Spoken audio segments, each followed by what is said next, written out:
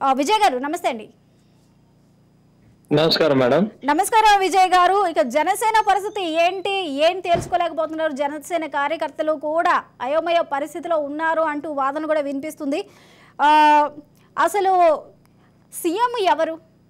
Okay, ఉమ్మడి కార్యాచరణతో ముందుకెళ్తున్నారు, పొత్తుకు తీసుకెళ్తున్నారు, కాకపోతే సీఎం ఎవరు చెప్పాలి? అటు పవన్ కళ్యాణా లేకపోతే తెలుగుదేశం పార్టీ అధినేత చంద్రబాబునా అంటూ కూడా క్వశ్చన్ చేస్తూ ఉన్నారు. ఒక క్లారిటీ అంటూ కనీసం మీకుందా? ఒక సభావేదిక పంచుకున్నారు, ఓకే, కానీ ఇప్పటి వరకు ఉమ్మడి కార్యాచరణ కానీ ఉమ్మడి మేనిఫెస్టో కానీ ఇంకా ప్రకటించలేదు, ఎందుకంటారు? నమస్కారం అండి. ముందుగా మీకు, అజయ్ గారికి, అలాగే ధర్మశ్రీ గారికి, అలాగే రాజ్ న్యూస్ వీక్షకులందరికీ నమస్కారం. నమస్తే అండి. నేను అడుగుతున్నాను, ఎవరికి కావాలండి? ఎవరికి కావాలి ఇప్పుడు ఇమీడియట్ గా అర్జెంట్ గా సీఎం ఎవరని? సజ్జలకు కావాలి. మీకు కావాలా? సలహాదారులు సజ్జలకు కావాలి. వైసీపీ సలహాదారులు సజ్జల రామకృష్ణకు కావాలి. ఎందుకు సజ్జలకు బానే? ఇప్పుడు మంత్రి ఎవడు అని అడిగి సజ్జలను అడిగితే చెప్పగలరా? ఈ 5 సంవత్సరాలు ఈ మంత్రి ఎవరు చేశారు నాయన అని అడిగితే చెప్పగలరా సజ్జల? చెప్పండి. చెప్పలేడు. మంత్రులేమో అందరికి ఇస్తాడు, మంత్రి పదవేమో ఆయన అనుభవిస్తాడు. సజ్జలు అడిగితే మేము చెప్పాలా? సజ్జలు అడిగితే చెప్పాలా? ముఖ్యమంత్రి ఎవరు అనేది మేము లాస్ట్ లో ప్రజలకు చెప్పే ఎలక్షన్కి వెళ్తాం. Point number 1. కాదు అనుకున్నప్పుడు మేము అధికారం వచ్చిన తర్వాత కావాలంటే మేము ఆ రోజు మేము డిసైడ్ చేసుకుంటాం, అది మా ఇష్టం. ఎక్కడన్నా రాజ్యాంగంలోని ముఖ్యమంత్రి ఎవరో చెప్పిన తర్వాతే ఎలక్షన్కి వెళ్ళాలని ఎక్కడన్నా ఉందా? సజ్జలకు ఆ మాత్రం తెలీదా? సజ్జలకి ఆ మాత్రం తెలీదా? ఇప్పుడు కాంగ్రెస్ తెలంగాణలో గెలిచింది, ముఖ్యమంత్రి ఎవరు? ఎలక్షన్ విజయ్ గారు ప్రజలు ఎక్స్పెక్ట్ చేస్తారు కదా, ప్రజలు ఎక్స్పెక్ట్ చేస్తారు కదా. రాజకీయ నాయకుల విషయం పక్కన పెడితే ఇప్పుడు కాదు మేడం, పవన్ కళ్యాణ్ నేను సీఎం అవడానికి ఇంట్రెస్టింగ్ గా ఉన్నానని చెప్పేసి ఆయన సభా వేదికగానే చెప్తారు.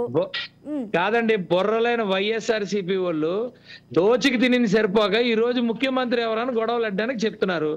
ఎస్, అబ్సల్యూట్లీ వాళ్ళ కోసం కావాలంటే మేము చెప్పము.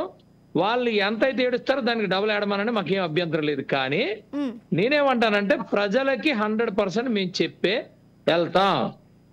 లేదా ఎలక్షన్ అయిన తర్వాత ప్రజలు మాకు ఓట్లు వేసి మమ్మల్ని సీట్లు ఇచ్చి గెలిపించిన తర్వాత మేము డిసైడ్ చేసుకుంటాం. ఏదైనా చేస్తాం రెండిట్లో. ఎందుకంటే బాధ? ఇప్పుడు తెలంగాణలో పక్కన ఎలక్షన్ అయింది, మొన్న ఎలక్షన్ అయింది. ఎలక్షన్ అయినప్పుడు ఎవరు కూడా ముఖ్యమంత్రి ఎవరని చెప్పలేదు. ప్రజలు ఆశీర్వదించారు, పార్టీని ఆశీర్వదించారు. ఈ రోజు ఇక్కడ ఈ పొత్తుని ఆశీర్వదిస్తున్నారు. ఆశీర్వదించిన తర్వాత మేము డిసైడ్ చేసుకుంటాం. వాళ్ళకేంటి బాధ? కానీ ఇక్కడ ఒక చిన్న వేరియేషన్ ఉంది విజయ్ గారు. ఇప్పుడు మీరు తెలంగాణ ఎలక్షన్స్ కంపేర్ చేసినప్పుడు తెలంగాణలో కాంగ్రెస్ పార్టీలో మాత్రమే పోటీ ఉంది.